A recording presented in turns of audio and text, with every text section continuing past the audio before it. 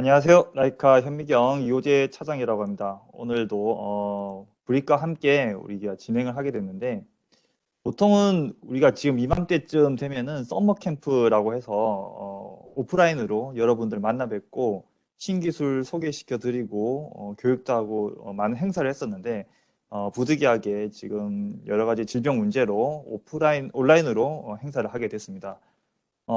소개시켜 드려서 감사드리고 많은 분들 참석해 주신 분들도 감사드립니다. 오늘은 제목은 세포 친화적인 라이브 셀 이미징 솔루션, 그러니까 라이브 셀 이미징 할 건데 세포에게 조금 어, 좋게끔 행복하게끔 세포가 죽지 않게끔 그리고 여러분들이 더 잘할 수 있게끔 그런 것을 도와드리려고 합니다. 라이카 현미경은 172년 오랫동안 우리가 많은 개발을 해왔고 역사적으로 굉장히 유명하죠. 라이카라는 브랜드를 알지만 한 번도 사용 못 하신 분들도 계실 수도 있어요. 라이카는 카메라로 굉장히 이제 알려져 계신 것도 있고 역사적으로도 유명한 한 번쯤은 보셨을 법한 이런 사진들도 다 우리가 라이카와 함께 해왔습니다. 라이카 카메라와 라이카 현미경 둘 다 빛을 이용해서 우리가 하나의 현상을 담고 촬영을 하고 데이터화하고 기록을 하는데 그때 우리가 이제 그 많은 기술들이 이제 요구를 하지만 대부분 이제 비슷하죠. 대부분 비슷한데 특히 현미경은 마이크로한 이러한 작은 사이즈를 관찰을 하는데 특화되어 있습니다. 점점 더 작은 것을 보려고 많은 기술들이 이제 개발되었고 지금도 오늘도 많이 개발을 하고 있고 앞으로도 더 많은 기술들을 여러분들께 선보일 겁니다. 그리고 그 중심에 있어서 오늘날에는 형광을 이용해서 촬영을 굉장히 많이 하고 있는데 이런 형광을 이용해서도 우리가 많은 이미징을 할 수가 있죠. 오늘 소개시켜 드릴 이런 기법은 엔드포인트 시점에서 즉 X축과 Y축의 한 장의 이미지를 촬영하는 것으로만 끝나는 게 아니라 매 시간마다 혹은 매 분마다 특정한 인터벌을 가지고 촬영하는 겁니다. 한 장 촬영하고 예를 들어 5분 뒤에 10분 뒤에 5분마다 촬영을 한다면 우리가 이 연속된 사진들을 모아서 동영상을 만들 수가 있겠죠. 그래서 이 이미지들이 모이게 되면은 우리는 하나의 동영상 파일이 되게 될 겁니다. 이런 현상을 타임랩스로 우리가 이제 정의할 수가 있고 X, Y, T 이미지라고 볼 수가 있겠죠. 컬러풀하게 우리가 촬영도 할 수도 있고 혹은 흑백 혹은 모노컬러로 촬영할 수도 있겠습니다. 어쨌든 일정한 간격을 두고 촬영을 해서 우리가 할 수가 있고 빠른 시간 내에 인터벌 짧게 가지고 있으면은 우리 또 많은 현상을 보실 수가 있을 겁니다. 자, 혹은 X, Y, Z축으로도 촬영한 것을 일정한 시간으로 계속 반복해서 촬영을 하면 우리는 3차원의 동영상 파일을 시간별로 만들어서 우리가 관찰할 수 있겠죠. 그래서 이런 현상을 보는 것은 굉장히 중요하다고 볼 수가 있습니다. 자, 역시 XYGT 이미지라고 볼 수가 있는데 이것은 이제 오가노이드 형태입니다. 오가노이드가 뭐 디벨롭먼트하고 어떤 뿜어져서 나오는 것도 보실 수 있고 세포가 분열을 하는 것을 3차원으로 우리가 관찰할 수도 있고 이렇게 할 수가 있겠죠. 이런 현상을 촬영을 할 수도 있습니다. 또는 단순한 이미지 외에도 이 이미지가 어떤 의미를 가지고 있느냐라도 볼 수도 있는데 결국에는 정량화하고 그래프화 할 수가 있겠죠. X축은 타임이고 Y축은 인텐시티나 렐러티브 레이쇼나 이런 형태로 해서 어떤 현상이 있는지를 우리가 파악할 수도 있겠습니다.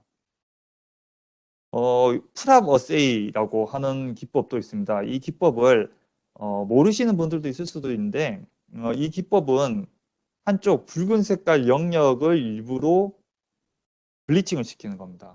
일부러 강한 빛을 다른 곳은 냅두고 붉은색 부분만 블리칭을 시키는데 시간이 지난 다음에 다시 회복이 되는 것을 볼 수가 있습니다. 리커버리 될 수가 있는데 보통은 블리칭이 되면은 회복되기가 힘들죠. 근데 블리칭이 된 뒤에 회복이 된다는 것은 주변에 있는 혹은 다른 데에 있는 프로테인이 이동을 했기 때문에 회복이 되는 걸 볼 수 있죠. 그래서 회복이 얼마나 빨리 되느냐, 회복이 천천히 되느냐, 회복이 되지 않느냐 이런 식으로 우리가 평가를 할 수도 있겠습니다.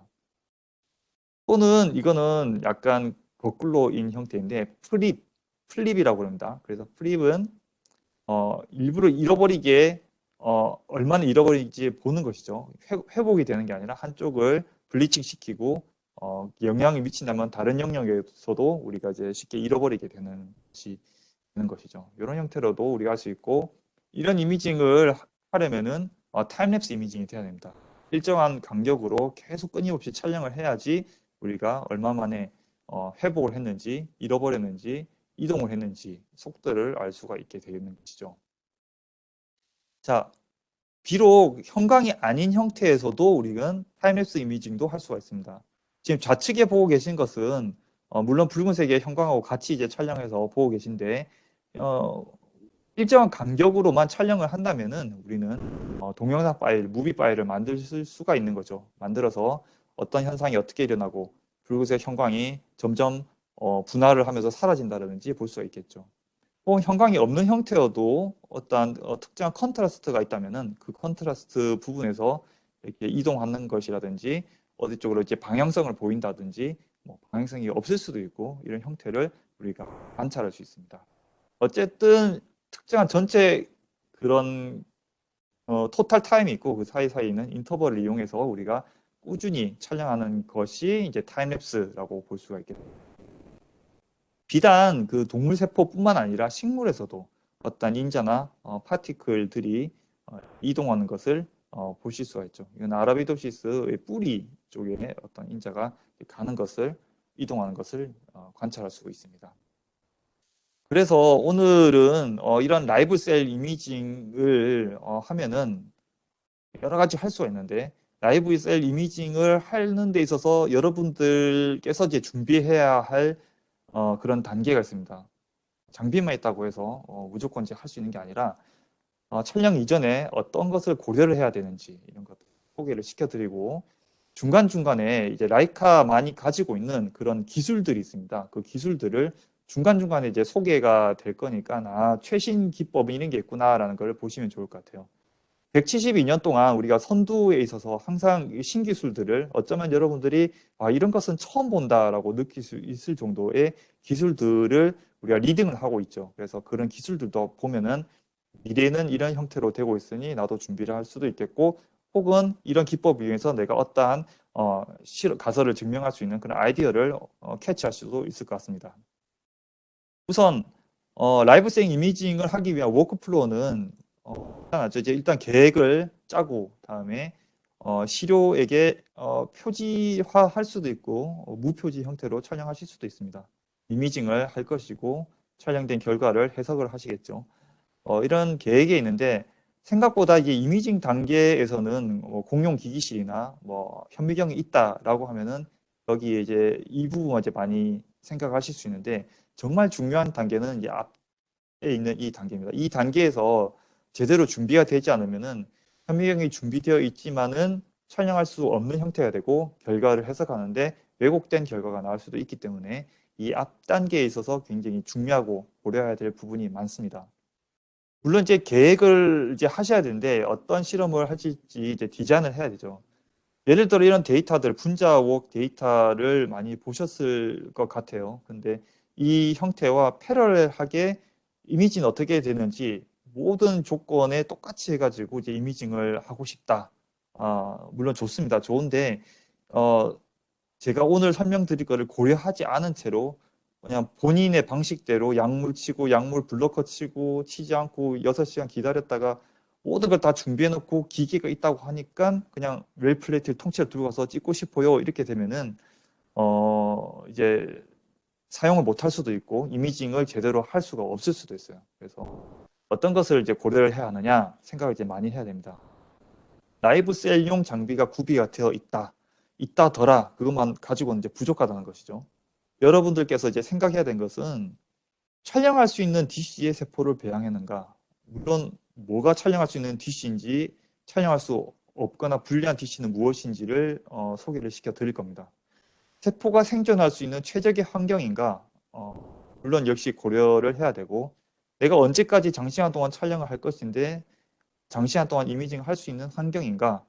이게 이제 기계에 따라서 달려 있는 게 아니에요. 기계 보고 몇 시간까지 촬영할 수 있어요? 라고 물어볼 게 아니라 기계는 몇 시간까지 찍을 수 있는 준비가 되는데 여러분들의 시료는 몇 시간까지 버틸 수 있을까요? 라고 저는 이제 거꾸로 물어볼 수도 있다는 것을 알고 계시고 이 부분을 위해서는 그럼 나는 무엇을 준비해야 되는지 오늘 이제 설명드리도록 하겠습니다. 그래서 많은 것을 한 번에 사전에 담아가지고 한 바구니에 계란을 담아가지고 이제 준비를 하지 마시고 앞으로 설명드릴 파일럿 테스트를 꼭 하시기 바랍니다. 자, 뭘 생각해야 되냐면 샘플 베슬 타입과 샘플 타입 그리고 환경, 형광 같은 경우에는 익사이테이션과 에미션 되는 웨이브랭스 얼마나 오랫동안 얼마나 많은 것을 촬영할 것인지를 고려를 하셔야 합니다. 오늘은 이 네 가지의 형태를 가지고 주로 설명을 드릴 겁니다. 우선 샘플 베슬 타입과 샘플 타입이 있는데 촬영할 수 있는 DC의 세포를 배양했는가 부분을 살펴보도록 하겠습니다. 여러분들께서 세포를 많이 키우시죠. 웰 플레이트에도 키우고 100파이 DC에도 키우고 96의 플레이트에도 키우고 할 텐데 이 플레이트는 셀 컬처 플레이트라고 부릅니다. 셀 컬처 플레이트고 국내에서도 여러분 한 번쯤 들어보시고 한 번쯤 사용해 보셨을 법한 유명한 회사에서 이제 만들죠.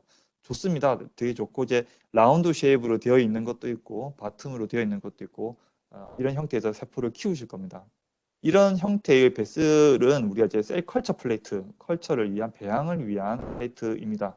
물론 여기에 세포를 키웠다고 해서 이미징을 못하는 건 아닙니다.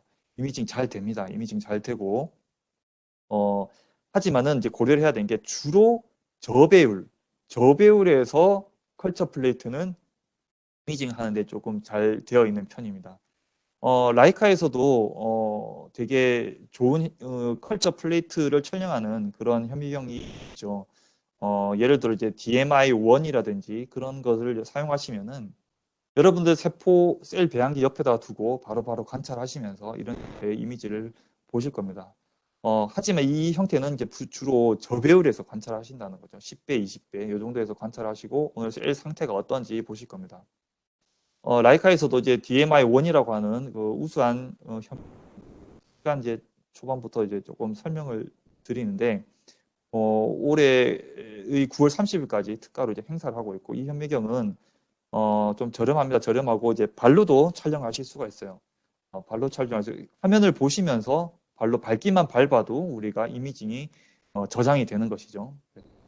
지금 모니터하고 키보드, 마우스 저장 장치가 패키지로 이 발로 촬영하는 패키지로 저희가 지금 행사 설명을 드리고 동영상도 촬영하실 수 있고 스케일바도 넣을 수 있고 이미지 캡처 다 됩니다.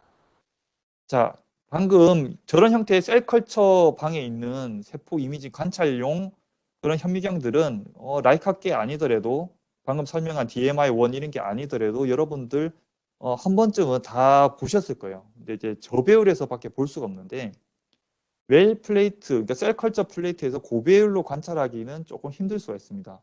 왜냐하면 주로 고배율 렌즈는 이 워킹 디스턴스라는 게 짧은 편입니다. 긴 렌즈도 있긴 하지만은 그 렌즈 형태는 이제 해상도가 조금 안 좋게 되고 예쁜 이미지를 촬영하기 위해서 예를 들어 셀컬처 플레이트에 배양한 것을 콤포칼 현미경으로 고배율로 촬영하고 싶다 이렇게 했을 경우에는 촬영 못할 수가 있다는 것이죠. 나는 부푼 마음을 가지고 콤포칼 현미경으로 예쁜 이미지를 촬영하려고 일반 늘 키우던 셀컬처 플레이트에다가 약물 치고 다 하고 블러커 치고 다 했는데 이미징 센터에 갔더니 이거는 못 찍는데요 하게 되면 이제 낭패가 된다는 것이죠. 왜 그러느냐?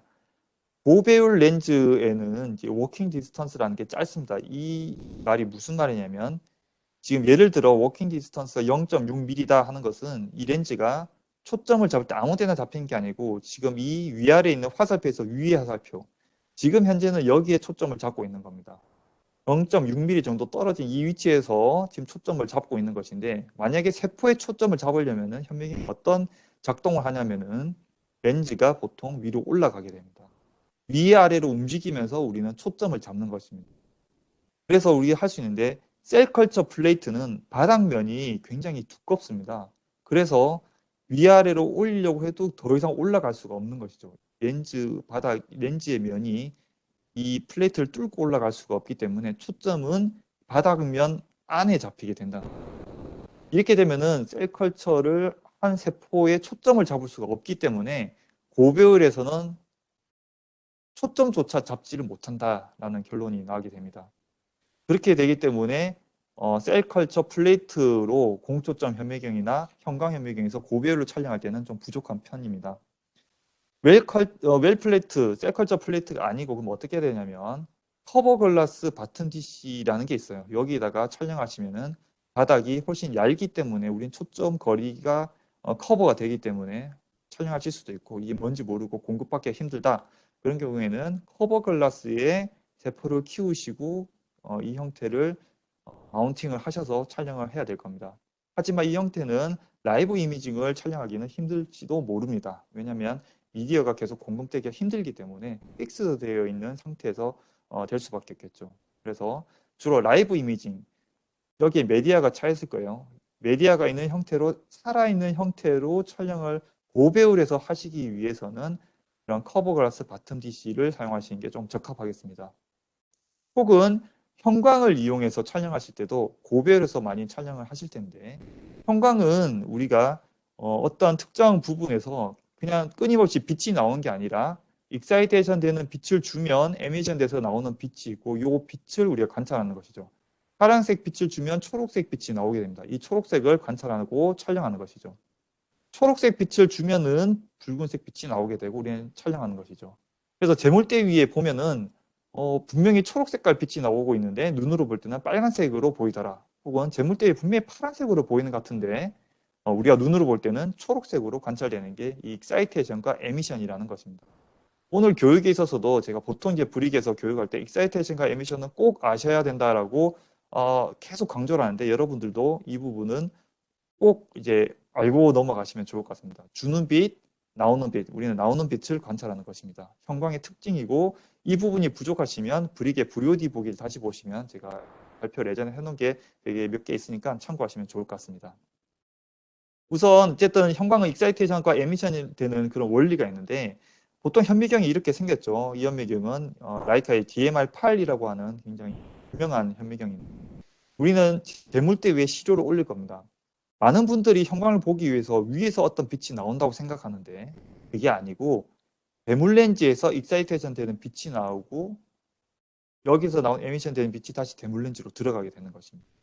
앞에서 봤듯이 익사이테이션, 에미션 이걸 거꾸로 뒤집으면 익사이테이션 되고 에미션 되고 나오는 거예요. 이 부분은 뭐 하는 것이냐? 사실은 형광 이미징 할 때는 없어도 됩니다. 없어도 되는 것이고 저 부분은 브라이트 필드, 형광이 아닌 부분을 촬영할 때 우리가 사용하는 모듈 부분입니다.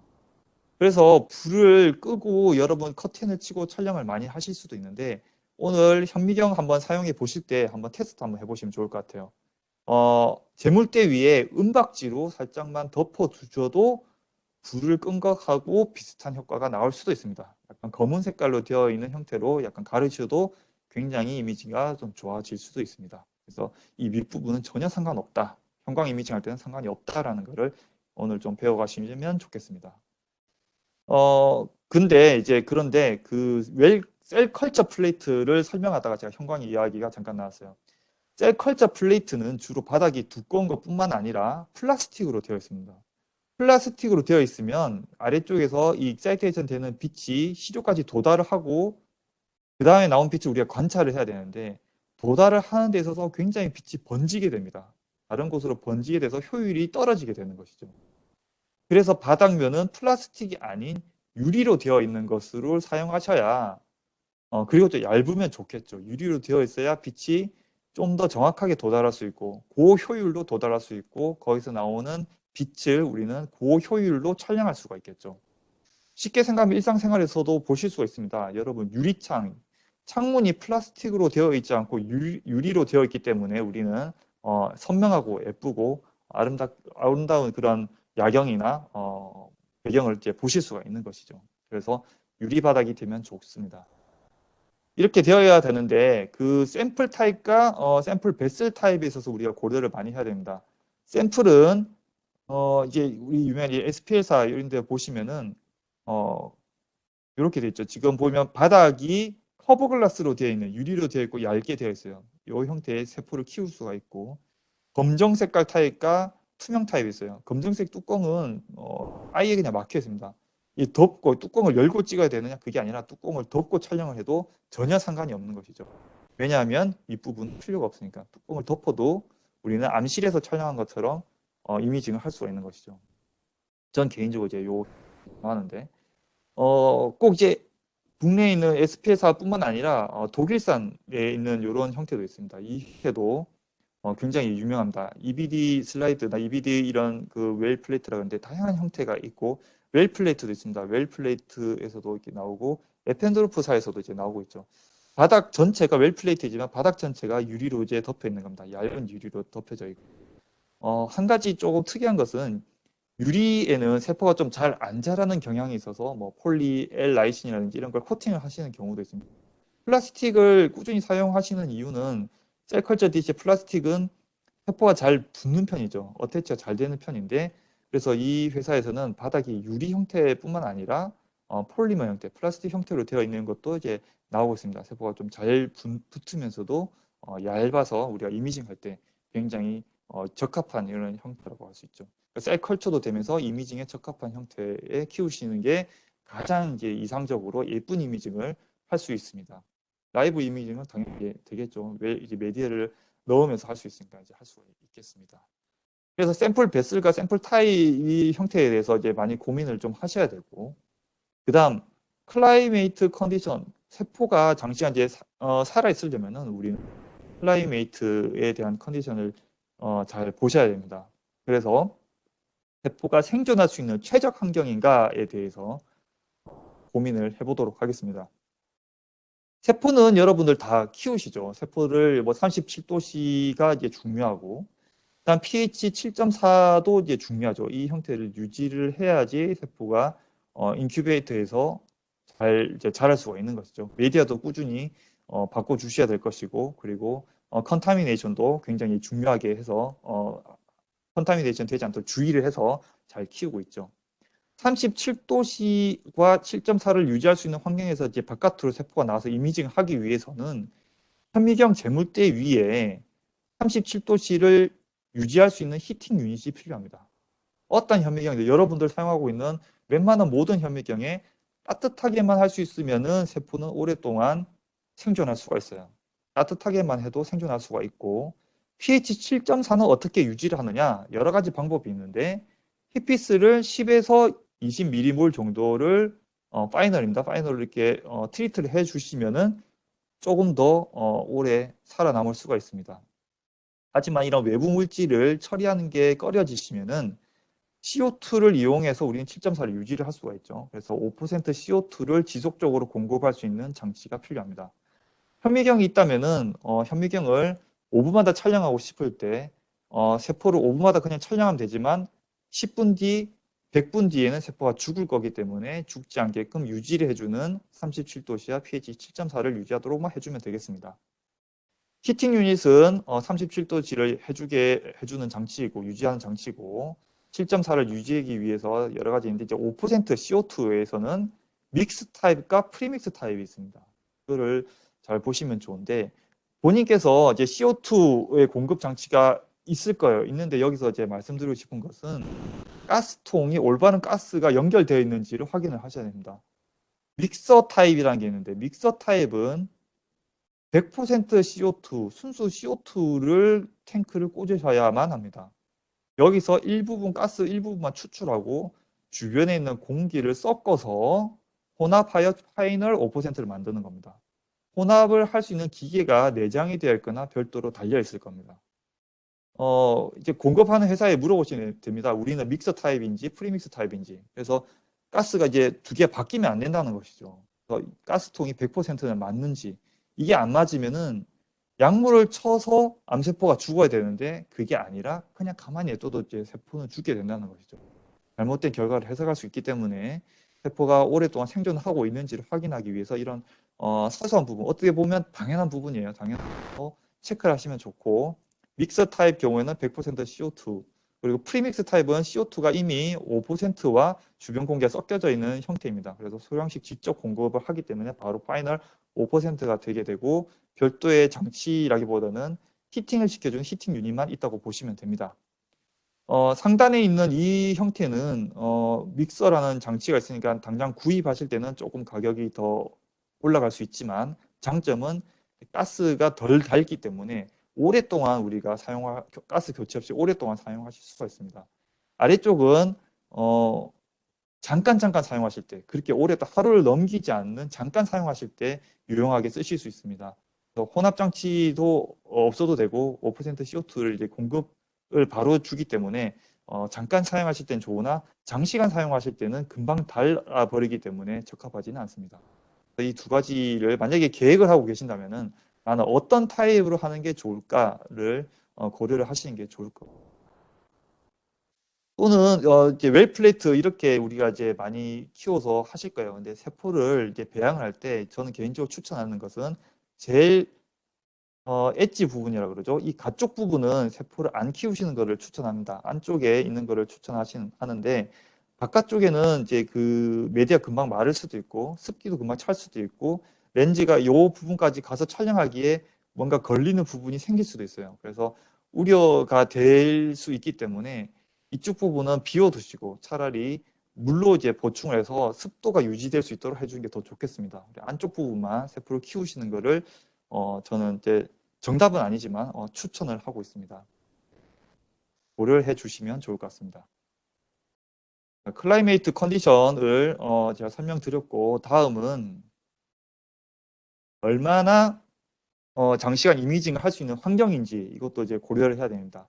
우리가 오랫동안 살리는 것도 중요하지만은 장시간 동안 촬영을 하기 위해서는 하드웨어 파트에서도 굉장히 생각할 게 많습니다. 그 부분을 설명드리겠습니다. 우선 장시간 이미징을 하기 위한 파트들은 여러 개가 있습니다. 현미경이 테이블 위에 그냥 일반적인 실험 다이 위에 있어 가지고는 진동이 생길 수가 있습니다. 우리는 장시간 동안 촬영해야 되기 때문에 시료가 흔들리면 안 되겠죠. 정숙을 해야 되고 진동에 굉장히 취약하면 안 되는데 만약에 현미경이나 이미징 센터를 구축을 하실 계획이라면은 고층보다는 이제 저층 1층이나 혹은 지하에 있는 그 설치를 하시는 게 시설을 마련하시는 게 사실은 진동 부분에 있어서는 더 좋습니다.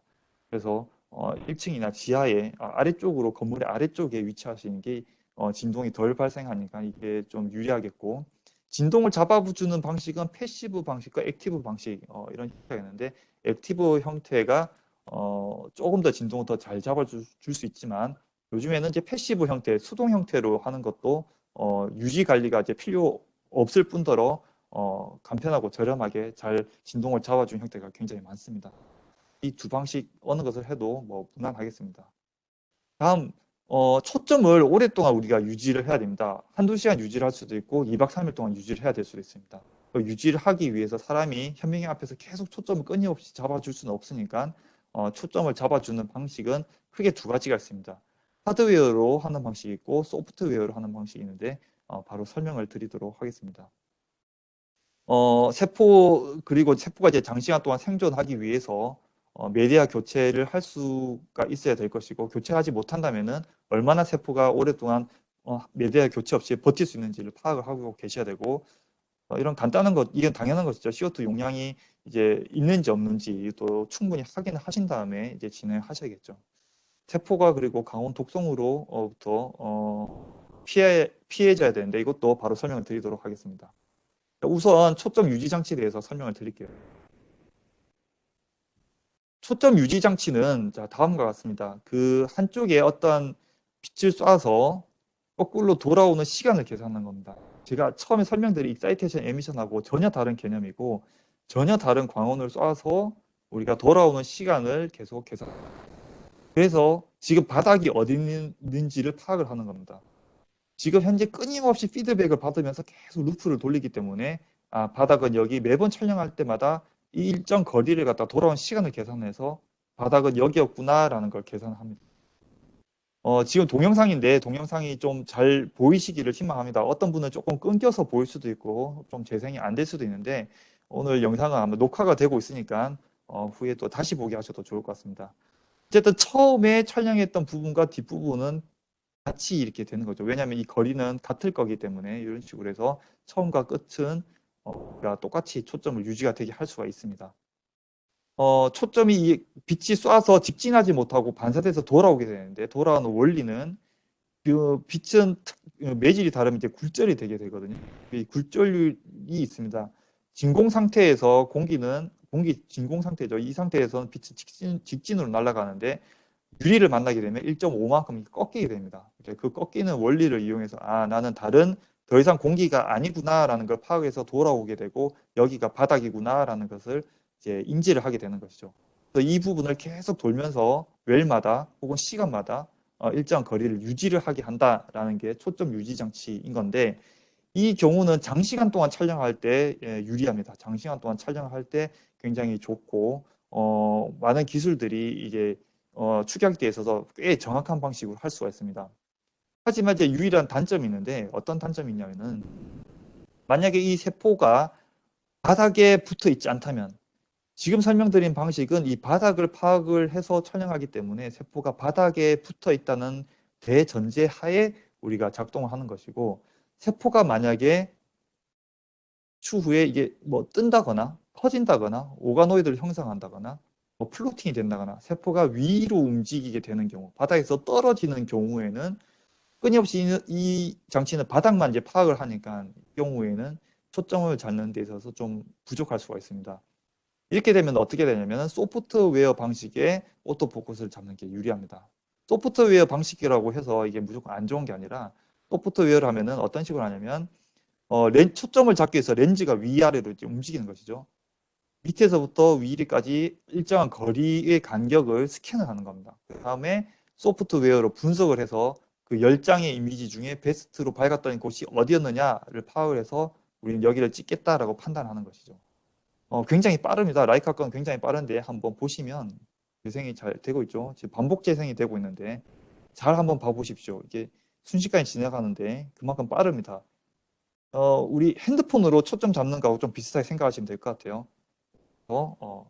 우측에 쭈룩 이렇게 쭈루룩 스캔을 하고 여기서 베스트 어디였다라고 이제 바로 찾아서 하는 것이죠. 꽤 정확한 방법을 구현을 합니다. 그래서 소프트웨어로 방식을 초점을 유지하면 이렇게 뜨는 세포들도 잡을 수가 있습니다.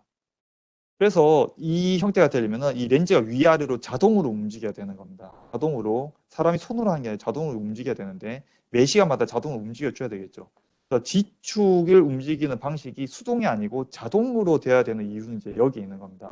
그냥 수동으로 하는 게 귀찮아서 이제 디지털로 뭐 클릭으로 이렇게 한다 이게 중요한 게 아니라 자동으로 된다고 하면은 포싱을 자동으로 할 수 있어야 되는 것 때문에 할 수가 있다는 것이죠.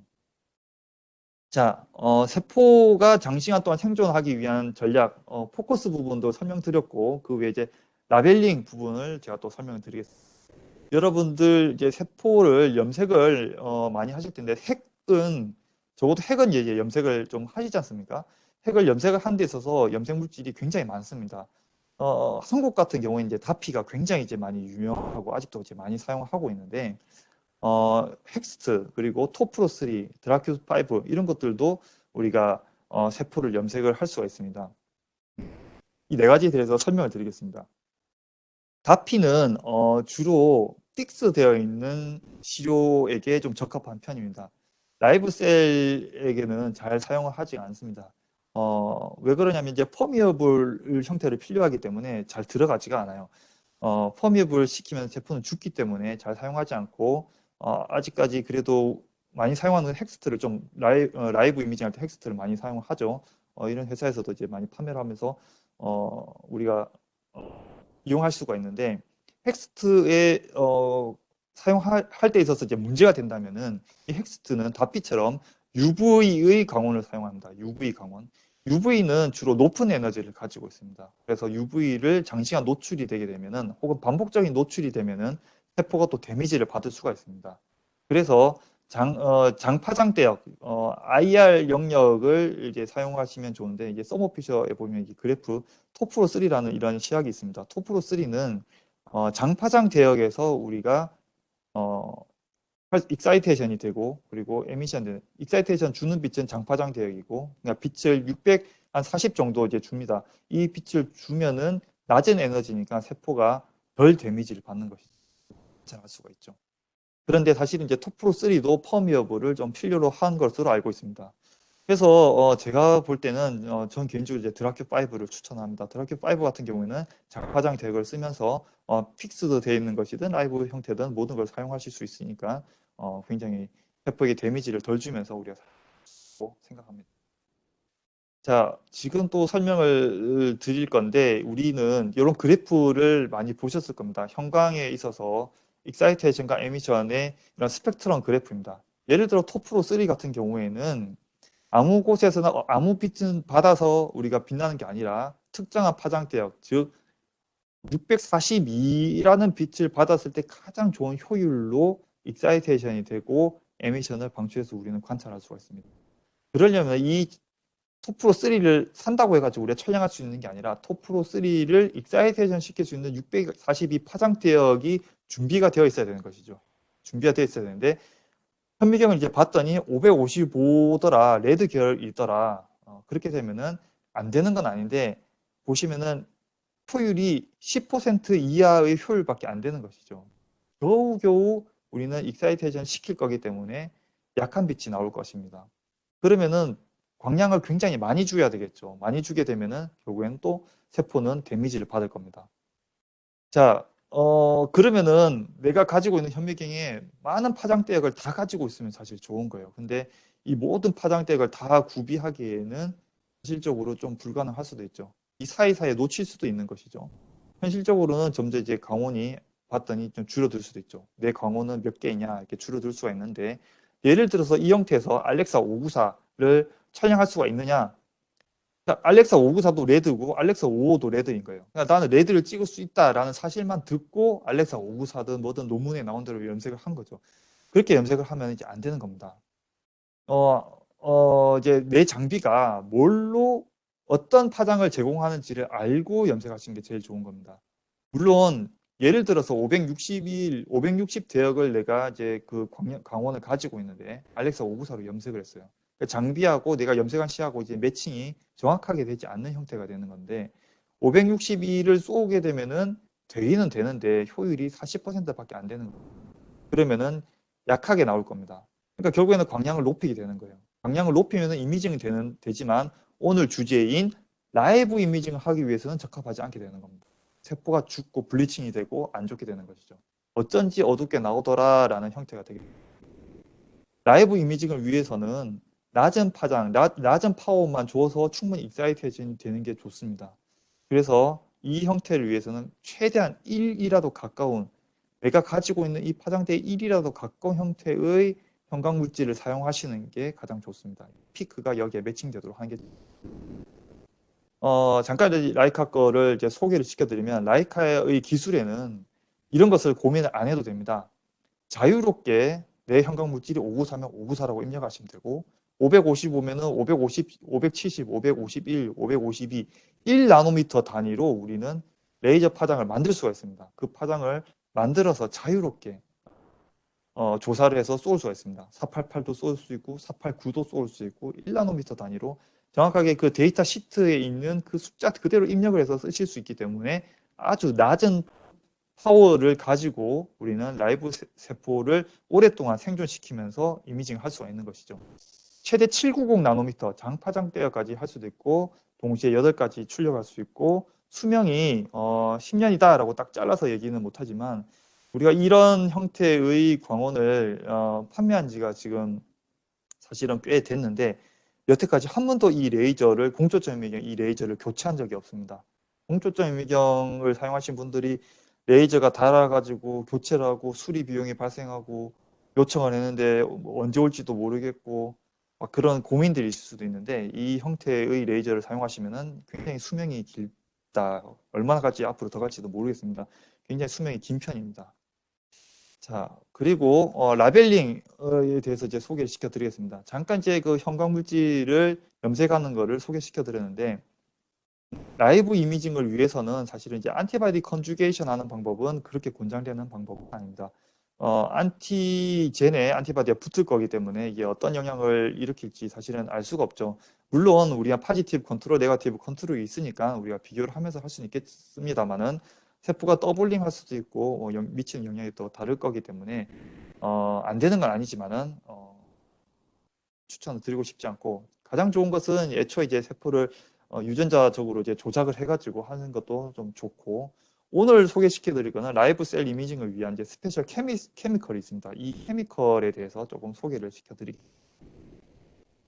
예를 들어서 서모피셔사에 가면은 많은 형광 물질들이 있는데, 우리가 이제 특수한 이 케미컬들이 있어요. 이 JC1 다이라고 하는 것은 이러한 형태의 그 익사이테이션 시키고 브라이트 필드에 있어 가지고 플로센스 시그널을 이제 비교를 할 수가 있어요. 비교를 하는데 미토콘드리아가 어떤 액티베이션이 되게 되면은 이제 색깔이 변하게 되는 겁니다. 평상시에는 그린 컬러를 가지고 있다가 어떤 액티베이션이 되면은 이제 레드 컬러로 변하게 되는 것이죠. 그린에서 이제 레드 컬러로 변하는데, 그러면은 이제 이 미토콘드리아를 우리가 연구를 하는 그룹에서 JC1 다이만 사면은 다 되느냐? 나는 형광현미경이 있고 그린하고 레드 채널이 있으니까 다 되느냐? 될 수도 있고 안 될 수도 있어요. 정확하게 보시면은 이게 그린과 레드가 바뀌는 거는 하나의 최종 현상일 뿐이고, 그린을 촬영하기 위해서는 514라는 익사이테이션 그리고 529라는 에미션, 레드를 보기 위해서는 514라는 익사이테이션, 590이라는 에미션이 있는 것이죠. 즉 익사이테이션은 514로 똑같아야 되고 에미션은 529와 590개 달라지게 되는 것이죠.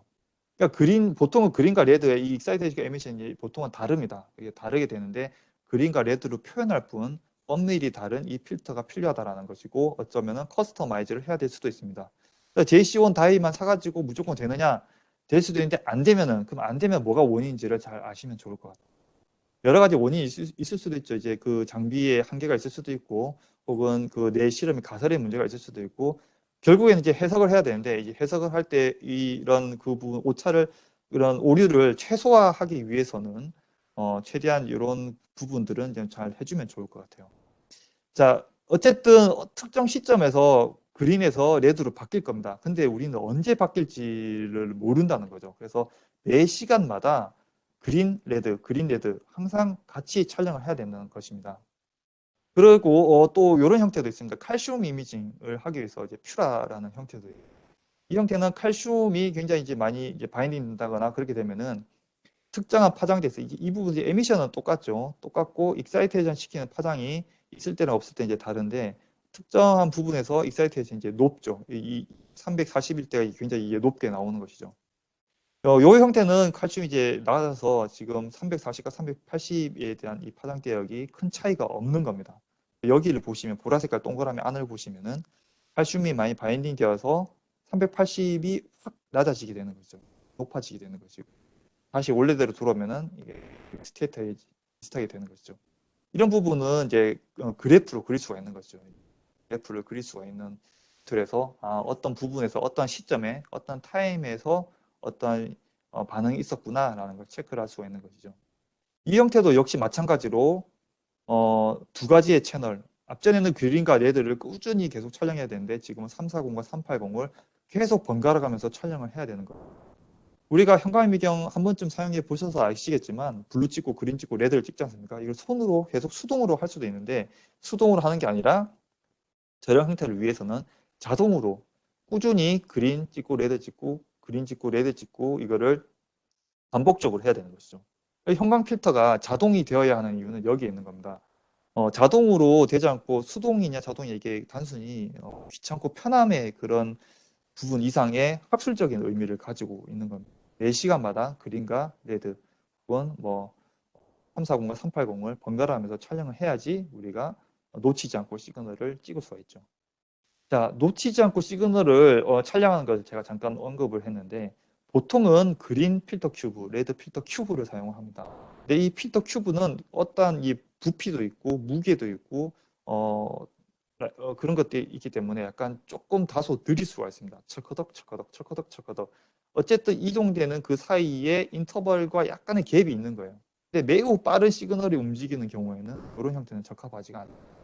라이카에는 이런 기술이 있습니다. 특허 기술이 있는데, 결국 이제 필터 휠을 이용을 하면은 굉장히 빠르게 우리가 속도감 있게 할 수가 있어요. 지금 그린과 레드와 블루 5가지를 굉장히 빠르게 변경하면서 쏠 수가 있는 거죠. 라이카 썬더라고 하는 형태인데 비단 라이브 이미징뿐만 아니라 픽스되어 있는 조직 슬라이드 같은 데에서도 우리는 빠르게 블루 그린 레드를 변경하면서 촬영할 수가 있습니다. 동영상인데 조금 느리게 보이실 수도 있지만 굉장히 빨리 블루 그린 레드를 필터 휠을 사용하면서 이렇게 촬영하는 것이죠. 순식간에 촬영하죠. 블루 그린 레드 이거를 변경하는 시간이 거의 없이 인터벌 거의 없는 형태로 빠르게 우리가 변환하면서 촬영하니까 전체를 빨리 찍을 수가 있습니다. 요런 게 이제 썬더라고 하는 것이고 이 부분도 여러분께서 이따가 참고를 보시면 좋을 것 같습니다. 비단 X축, Y축뿐만 아니라 우리는 G축으로도 우리가 활용하실 수가 있습니다. G축으로도 보시면은 빠르게 우리가 할 수가 있고 G축으로도 우리가 빨리게 보이면서 우리가 촬영하니까 3차원으로 이미징을 할 수가 있습니다. 앞에 슬라이드 잠깐만 다시 보여드릴게요. 자, G축을 지금 200장을 촬영하고 있는 겁니다. G축 200장을 촬영하는데 지금 굉장히 빠른 속도로 찍죠. 지금 보시면은 실시간입니다. 이게 일부러 빨리 돌린 게 아니라 콤포카 현미경으로 200장 촬영하면은 언젠간 촬영하겠지만은 과연 이제 엄두가 안 나기 때문에 20장만 촬영한다거나 이렇게 되는데 썬더 이 장비는 라이카의 썬더 장비는 200장 촬영하는데 지금 20초밖에 안 걸리네요. 20초 만에 촬영하고 우리 빠른 시간 내에 우리가 이렇게 볼루메틱한 이미징도 할 수가 있겠습니다. 그리고 이 형태로 타임레스 이미징도 할 수가 있겠죠. 그래서 빠른 형태로 우리가 가는 게 바로 썬더라고 하는 형태입니다. 이 썬더는 굉장히 빠른 장치입니다. 빠른 형광이미경인데 빠르기 때문에 우리가 많은 데이터들을 빨리 찍어서 좀 더 빠른 결과를 얻으실 수도 있고 같은 시간 안에 많은 사용자가 할 수도 있고 또 통계적으로 유의미한 데이터를 뽑아내는데 굉장히 시간을 절약할 수가 고효율로 절약할 수가 있겠습니다. 자, 그 장비가 이제 썬더라는 장비고 지금 설명드릴 건 이제 썬더라는 장비는 아니에요. 썬더라는 장비는 아니고 만약에 예를 들어 콤포카 현미경인데 콤포카 현미경에서 형광 채널 변환 없이 한 번에 이제 뭔가를 촬영을 하는 기법 중에 신기술을 이제 소개시켜 드리려고 합니다. 어떤 기술이냐면 플림이라고 하는 기술인데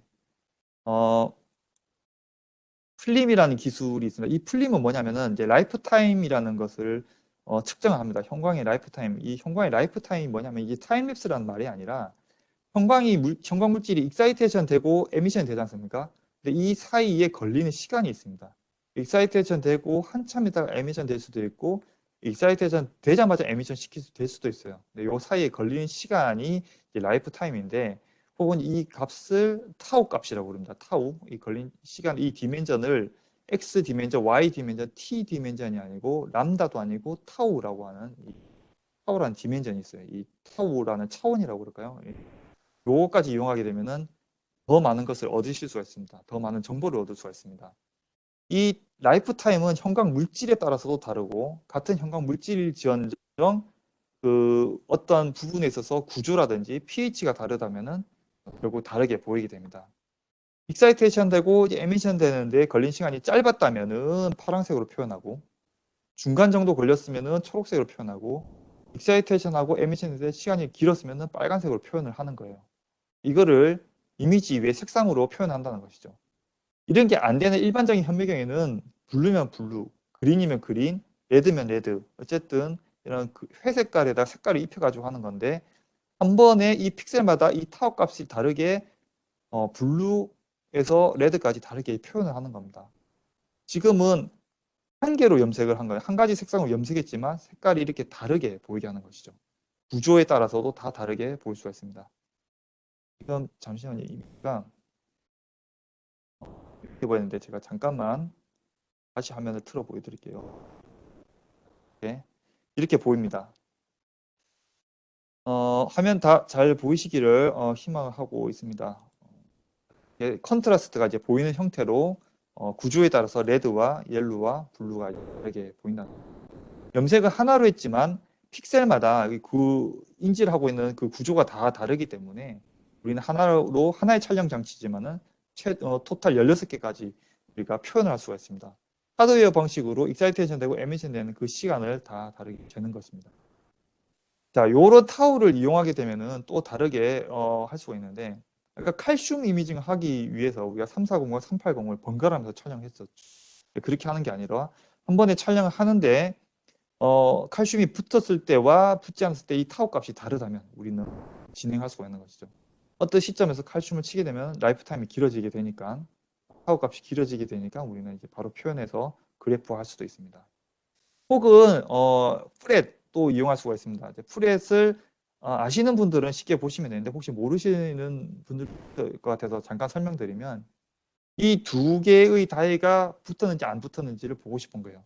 이 두 단백질이 붙었을 수도 있고 안 붙었을 수도 있는데 그린 염색하고 레드 염색을 해가지고 이 두 개 붙어 있으면은 그냥 옐로 아니냐 이렇게 볼 수도 있지만 굉장히 작고 가까운 곳은 그를 구별할 수가 없습니다. 그래서 이제 프렛이라는 방법을 쓰는데 떨어져 있다면은 440을 쏘면 475가 나오고 끝나는 겁니다. 그런데 붙어 있다면은 440을 쏘았음에도 불구하고 475가 나온 이 빛이 YFP를 익사이테이션 시키고 여기서 에미션이 나오게 되는 5390이 나오게 되는 것이죠. 즉 쉽게 생각하면은 그린을 쏘면 그린이 나와야 되는데 그린을 보고 싶어서 그린을 켰더니 레드가 나오는 거예요. 그 말인 즉슨 붙어 있다라고 보는 게 이제 프렛이라고 보시면 됩니다. 조금 이해가 되면 좋겠는데 조금 이제 프렛을 잘 사용하시면은 굉장히 좋습니다. 잘 좋은데 프렛이란 기법은 오랫동안 잘 사용하고 과거에도 많이 사용한 방법이에요. 하지만 이 이미징을 제대로 하기 위해서는 이 부분을 도어너라고 그러고 이 부분을 억셉터라고 그러거든요. 그래서 요것만 촬영할 수 있는 혹은 요것만 염색되어 있는 시료 하나 준비해야 되고 여기만 염색되어 있는 거 시료 준비해야 하고 요 두 개가 붙어 있는 것까지 시료가 준비가 되어 있어야지 정확한 분석을 할 수가 있습니다. 혹은 여기를 계속 블리칭을 시킵니다. 하지만 라이브 셀 이미징 할 때는 적합하지 않습니다. 하지만 제가 오늘 설명드릴 이 타우라는 기법을 이용하게 되면은 도너 부분만 라이프 타임을 재면 돼요. 만약에 프렛이 일어나지 않으면은 이 익사이테이션 시큐 에미션 되는데 이게 굉장히 길어지게 되는 거죠. 하지만 붙어 있으면 되게 짧아지게 될 겁니다. 프렛이 일어나지 않으면 CAMP, 사이클릭 AMP가 이제 붙으면 프렛이 일어나지 않습니다. 도너의 라이프 타임이 길어지게 됩니다. 지금 사이클릭 AMP를 농도별로 지금 계속 트리트를 할 겁니다. 트리트를 하면 할수록 도너의 이 라이프 타임이 길어지기 때문에 점점점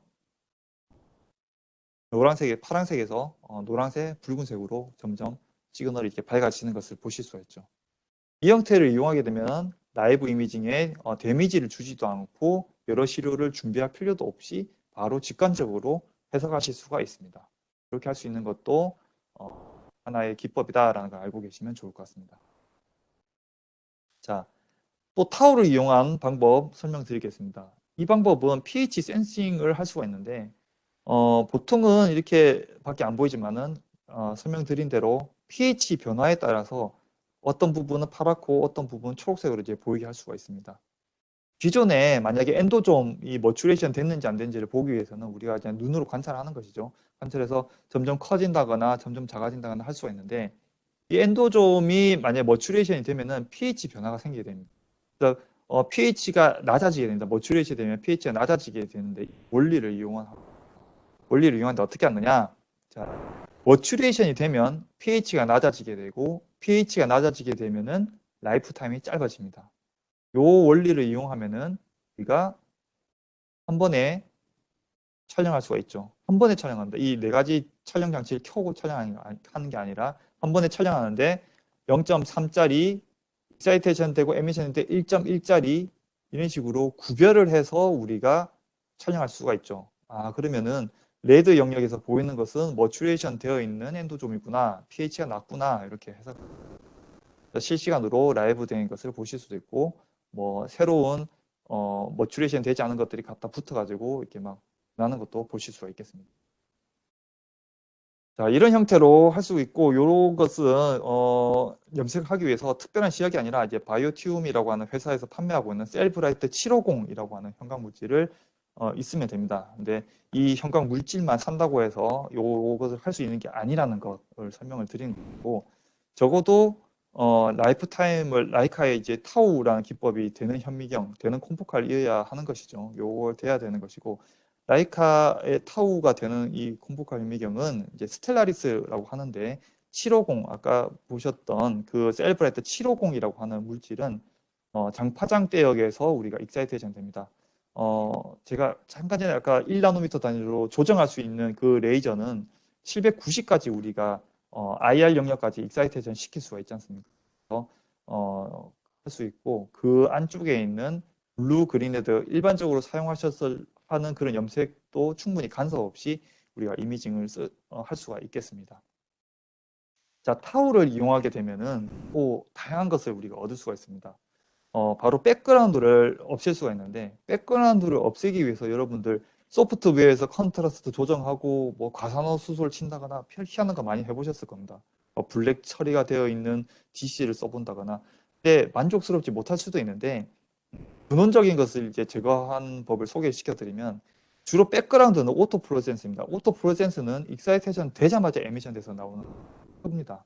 그래서 그 부분을 배제를 하고 그 부분은 잘라내고 수 나노세컨드 익사이테이션 되고 에미션 돼서 나오는데 한 3나노세컨드 걸린 거 이상만 내가 시그널을 받아들이겠다라고 이게 게이트를 치면은 그 부분만 시그널이 나와서 트루 시그널을 이제 얻을 수가 있는 것이죠. 이런 것은 이제 식물 같은 것에서도 굉장히 이제 유용하게 쓰실 수 있습니다. 나는 지금 이 세포벽을 염색해서 세포벽을 보고 싶은데 자꾸 이 엽록소, 클로로필이 계속 이제 보이게 되는 거예요. 여기는 이제 자가 형광이 굉장히 강하니까 이 부분을 타우로 처리를 하게 되면 이제 없앨 수가 있습니다. 이게 지금 보고 계신 화면이 라이카 공초점 현미경의 소프트웨어에서 보고 계신 건데 스타트 누르면은 지금처럼 이렇게 보이는 거죠. 보였더니 지금 보고 싶지 않게 보이게 되는 거예요. 타우를 이용하기 싶어서 어떻게 하냐 되게 간단합니다. 타우를 그냥 누르고 스타트 찍으시면 됩니다. 이게 분리가 되어서 나오게 됩니다. 여기는 보시면은 0.5나노세컨드 걸린 녀석 그리고 여기는 3나노세컨드 걸린 것 익사이테이션하고 에미션인데 3나노세컨드 걸린 게 우리는 트루 시그널이라고 간주한다라고 할 수가 있는 것이죠. 그래서 우리는 같이 촬영할 수도 있고 요 데이터만 뭐 사용하셔도 되겠습니다. 그래서 기술적으로 이런 부분은 빼고 우리가 진실에 가까운 부분을 관찰했다라고 게재를 하셔도 되겠습니다. 지브라 피쉬 같은 경우에도 보시면 피그멘테이션 있죠. 지브라의 그 얼룩말 무늬에 이제 얼룩이 계속 있어서 GFP의 지브라 피쉬인데 얼룩 부분이 굉장히 있을 겁니다. 근데 이 부분도 타워를 이용하게 되면은 GFP와 피그멘테이션 부분을 이제 뺄 수가 있는 거예요. 구별을 해서 우리가 촬영하실 수가 있겠습니다. 자, 이런 부분도 가능합니다. 예를 들어 알렉사 488과 GFP가 같이 발현하고 있습니다. 혹은 M체리와 555 굉장히 비슷한 물질이기 때문에 이 두 개는 같이 염색을 안 하는데 이 두 개를 같이 염색을 돼 있어도 우리는 그 라이프 타임이 다르기 때문에 구별해서 우리가 할 수 있는 것이죠. 예를 들어 지금 이 시료에는 알렉사 647과 아토 647을 같이 더블 스테이닝 했습니다. 하지만 같은 컬러이기 때문에 우리는 그냥 썩 혼합되어 있는 형태로 같이 어디가 647이고 어디가 아토 647인지 모르는 거죠. 이렇게 보통 안 하지 않습니까? 근데 내가 한 가지 색상을 더 지금 염색해야 되는 상황이고 이럴 때는 이렇게 염색을 했을지언정 타올을 이용하게 되면 알렉사 647과 아토 647의 라이프 타임이 다르기 때문에 익사이테이션 되고 에미션 되는 그 시간이 다르기 때문에 우리 분리를 해서 데이터화 할 수가 있겠습니다. 이게 바로 타오라는 기법이고 박테리아 같은 경우에도 우리는 타올을 적용시킬 수 있습니다. 박테리아에서도 안쪽과 바깥쪽 부분이 뭔가 멤브레인에 어떤 변화가 생겼다면은 안쪽과 바깥쪽이 이제 다르게 원래는 그냥 GFP로만 빛나는데 타올을 이용하게 되면은 변화가 생겼을 때 이 멤브레인의 라이프 타임과 안쪽의 라이프 타임이 이제 바뀌게 됩니다. 그런 것들도 할 수 있고 식물 쪽에서 이제 쌀 같은 경우에 곰팡이가 감염이 되었을 때 이 곰팡이에 감염된 부분은 감염된 건지 아닌지 구별이 안 갈 수도 있지만 우리는 감염된 부분에서는 라이프 타임이 다르기 때문에 우리는 다를 수 있겠습니다. 자, 인간에 있는 이거는 이제 오늘 라이브 이미징은 아니지만 조직 치료인데 조직 치료에서도 어떤 특정 질병에 있어서 플락 같은 부분은 라이프 타임이 다르기 때문에 그 부분을 우리가 디텍션을 해서 어떤 부위가 얼마나 플락이 있는지도 우리가 이용할 수가 있겠습니다. 이거는 특별한 그 형광 염색을 하지 않은 겁니다. 그래서 우리가 진단 같은 거나 뭐 다수의 시료가 있을 때 염색할 시간도 없고 노동 집약적이 될 수가 있다면은 이렇게 금방 빠르게 우리가 수도 있고 많은 부분에서 사실은 해외 선진국이나 국내에서도 우수 리더 그룹에서는 많이 시작을 하고 있죠. 자, 이렇게 타우를 사용할 수 있는 게 바로 스텔라리스라고 하는 라이카 공초점 현미경입니다. 타우를 쓸 수가 있고 이 공초점 현미경은 튜너블 레이저 형태로 1나노미터 단위로 475도 쏠 수 있고 476도 쏠 수 있고 790까지 왔다 갔다 하면서 우리가 익사이테이션 시킬 수가 있어서 굉장히 유용하게 쓰실 수가 있겠습니다. 자, 만약에 뭐 다 좋은데 나는 이제 형광이 없는 경우, 형광이 포만 키울 것이다, 라이브 셀 이미징 할 것이다, 뭐 이렇게 할 때 형광을 보실 때는 이렇게 형광이어서 검은 배경에 형광이 보이지만 형광이 아닌 경우에는 이제 페이지 컨트라스트로 이제 많이 보십니다. 세포 여러분 셀 컬처 방에 있는 현미경들이 대부분 페이지 컨트라스트 현미경, 위상차 현미경이라고 그러죠. 세포는 원래는 이제 투명합니다. 그래서 투명해서 이렇게 잘 보이지가 않는데 이 보이지 않는 시료를 관찰하기 위해서는 과거에는 H&E 스테이닝을 했었던 것이죠. H&E 스테이닝 할 시간이 없기 때문에 살아있는 세포에다 H&E 스테이닝 할 수도 없고 그래서 이런 컨트라스트를 줄 수 있는 기법들이 개발이 되었고 이제 노벨상까지 타게 됐죠. 자, 그렇게 된 건데 이 용어를 잠깐 주의를 하셔야 됩니다. 이제 뭐 많이 연구를 하신 분들은 아시겠지만 이 연구를 시작하시는 분들은 논문을 적으실 때 이 이미지가 브라이트 필드 이미지다 이렇게 말씀하시면 안 됩니다. 형광 아닌 이미지는 모두 다 브라이트 필드 이미지가 아니라 브라이트 필드 이미지는 보직을 보실 때 주로 많이 사용하시고 이게 이런 형태가 브라이트 필드고 DIC는 이렇게 생겼고 간섭 현미경입니다. 페이지 컨트라스트 위상차는 이렇게 생겨서 이런 이미지와 이 이미지를 제시해 놓고 이 피겨 3의 C2번은 브라이트 필드 이미지다 이렇게 적으시면 아시는 리뷰어는 주실 수 있습니다. 용어는 잘 구별하시면 좋겠고 역시 형광이 없는 경우에도 우리는 꾸준히 촬영하면은 라이브 이미징을 촬영할 수 있습니다. 잠깐 또 광고를 드리면 발로도 촬영할 수 있는 우리 DMI 원으로도 라이브 이미징 다 하실 수 있죠. 이런 스테레오 타입으로도 다 촬영하실 수 있습니다. EM의 경우로는 컴퓨터 없이 USB 꽂고 바로 관찰하면서 발로만 눌러서 우리가 이미징을 저장할 수도 있고 지금 9월 30일까지 특가로 제공을 하고 있습니다.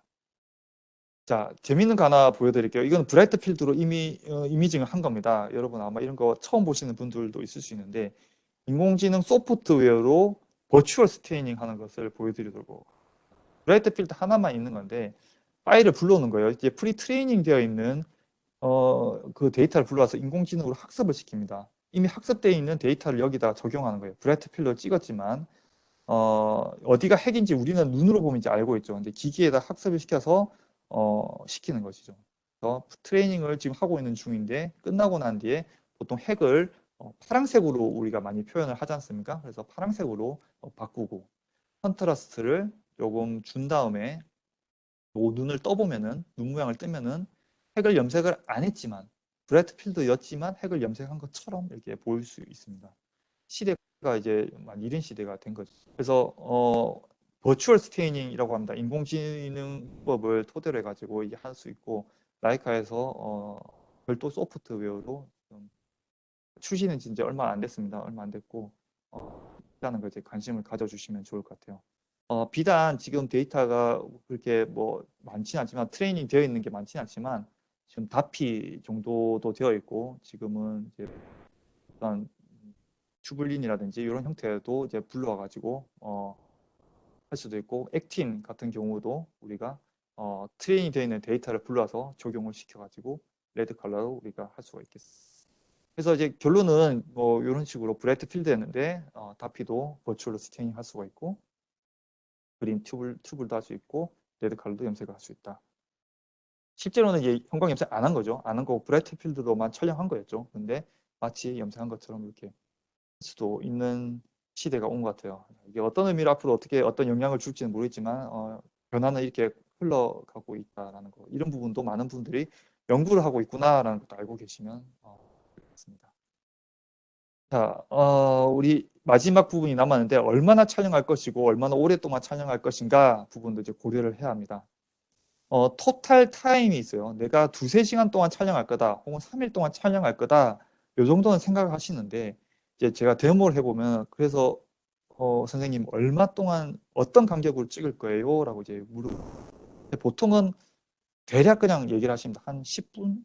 한 30분마다 찍으면 될까요? 그러니까 특정한 논리 없이 그냥 10분마다 찍겠다. 왜 10분일까요? 그냥이에요. 그냥 10분이 적당할 것 같아서. 그래서 이 인터벌이 있고 토탈이 있는 것인데, 우리가 이제 고려를 해야 될 게 이제 여러 개가 있죠. 일단은 메디아를 교체하지 않고도 버틸 수 있는 시간이 얼마인지를 이제 파악을 하고 계셔야 되고, 만약에 교체를 해야만 한다면은 이 시료는 웰은 절대 움직이지 않아야 됩니다. 그렇지 않으면은 이제 나중에 영상을 만들 때 끊기게 되니까 교체를 최대한 하지 않거나 자동 교체할 수 있는 장치를 달아주시는 게 좋고, 멀티 웰 같은 경우는 하나만 촬영하는 게 아니라 여러 개의 웰을 촬영한다면은 이 한 바퀴 다 5분마다 촬영할 때 이 한 개만 5분 촬영하는 게 아니라 다 촬영하고 다시 한 바퀴 돌아서 5분 안에 돌아와야 되는 것이죠. 그래서 내가 촬영할 수 있는 장치가 느리다면은, 재물대 움직이는 게 느리다면은 불가능하게 될 것이죠. 빨리빨리 움직일 수 있는 장치가 되어야지 가능하게 됩니다. 웰 플레이트를 다양하게 내가 이제 많이 촬영해야 되는데 빠르게 촬영을 해야지 우리는 이제 유리하게 상황이 되는 것이죠. 그래서 라이카에는 퀀텀 스테이지라는 게 굉장히 빨리 찍을 수 있는 재물대가 있습니다. 재물대도 여러 개가 있는데 재물대가 자동으로 움직인다고 같은 게 아니라 속도가 압도적인 스펙적으로 이제 차이가 납니다. 초당 500mm, 굉장히 빠른 속도로 이렇게 움직일 수 있어야지 한 사이클 도는데 거의 첫 번째와 마지막의 웰이 차이가 없이 우리가 찍을 수가 있겠죠. 그렇게 하기 위해서 재물대 빨리 움직여야 되는 것도 고려를 하셔야 됩니다. 동영상 제작 시 영상 흐름의 퀄리티도 굉장히 중요합니다. 그래서 토탈 몇 장 되는지를 고려를 하시고, 이상적으로는 1초에 동영상 만들 때 20에서 25프레임, 그러니까 1초에 20장 정도가 이미지에 딱 지나가는 게 좀 부드럽게 보실 수가 있습니다. 예를 들어 100장을 촬영했어요. 그러면은 20프레임 만들면은 4초에서 5초짜리가 만들어지게 되는 것이죠. 예를 들어 2시간 동안 촬영하는데 그냥 무난하게 10분간 촬영한 거예요. 2시간 동안 100장을 촬영했는데 10분을 촬영한다면은 2시간 동안 10분 촬영하면은 겨우 13장밖에 안 나오게 되는 거죠. 13장. 13장 가지고 부드러운 이미징을 만든다? 절대 못 만들게 되는 겁니다. 13장 만들어 가지고는 초당 20장을 쓸 수가 없는 거죠. 1초도 안 되게 지금 영상이 끝나게 되는 것이죠. 혹은 13장 가지고는 촬영하면은 뭔가 굉장히 끊기면서 뚝뚝뚝 끊기면서 영상이 보이게 돼서 뭔가 우리가 보여주고자 하는 그런 형태를 만들어낼 수가 없습니다. 이 경우에는 그럼 2시간 동안 촬영하려면은 예쁘게 찍으려면 어떻게 했어야 되느냐? 1분마다 찍었어야 되는 거죠. 1분마다 촬영해야 121장을 만들 수가 있었고, 121장 나누기 20 하면은 한 5, 6초짜리 영상을 만들 수 있어요. 이런 것들도 이제 고려를 해야 되는데, 물론 1분마다 촬영하기에 이제 부담스러운 부분이 또 있죠. 뭐냐면은 시료에게 지속적으로 형광을 쏘아야 되니까 형광이 데미지가 갈 수가 있고, 형광이 데미지가 간다면은 낮은 파워를 줘야 됩니다. 낮은 파워, 레이저 파워를 준다거나 낮은 광원을 줘야 되고, 적합한 레이저를 써서 줘야 되고, 혹은 그게 싫으면은 이제 또 인공지능이 들어가게 되면 됩니다. 인공지능이 들어가게 되면 뭐냐면, 우리가 촬영한 것은 듬성듬성 촬영했어요. 지금 붉은색 영역 부분으로 이 사이사이에 더 많이 촬영했었더라면 좋았는데, 더 촬영하기에는 부담스럽거나 이미 촬영을 못한 상황이에요. 그러면은 이제 이 사이사이 어떤 게 있었는지를 우리가 파악을 해서 인공지능으로 이 사이 영상을 만들어서 놓을 수가 있어요. 그러면은 지금 비포 이미지는 보시면 영상이 끊기게 되는데, 이 사이사이 영상이 들어감으로써 토탈 프레임 적자를 이제 부드럽게 이렇게 이동한 거 보실 수가 있죠.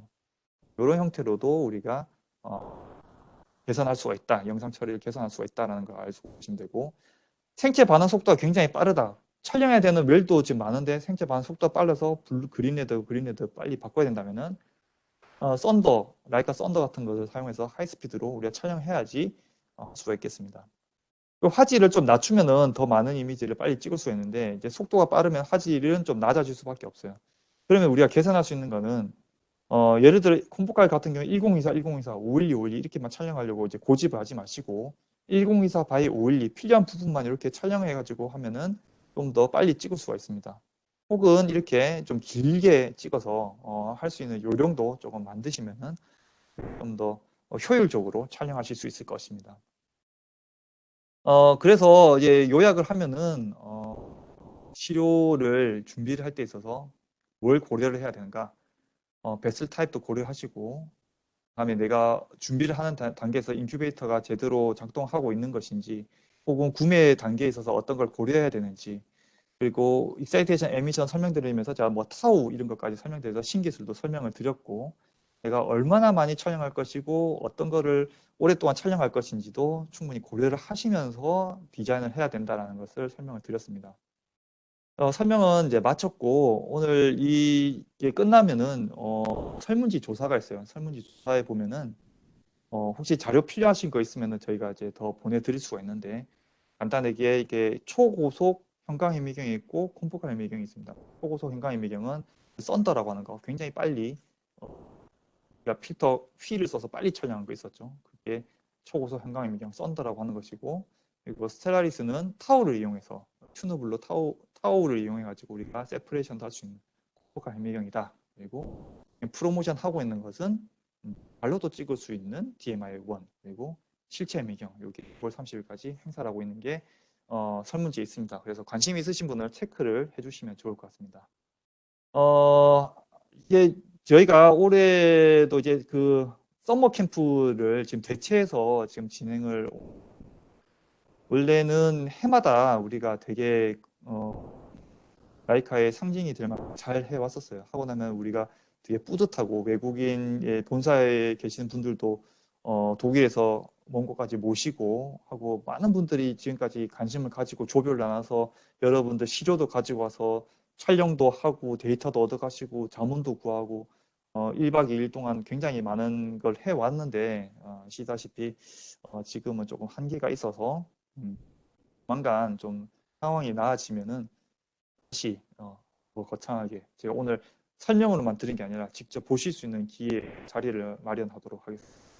오늘 장시간 또 바쁘신데 참석해 주셔서 감사드리고, 혹시 이제 질문이 있으시면은 질문을 채팅창으로 주셔도 되고, 보고 계시는 이메일로도 주셔도 되게 감사합니다.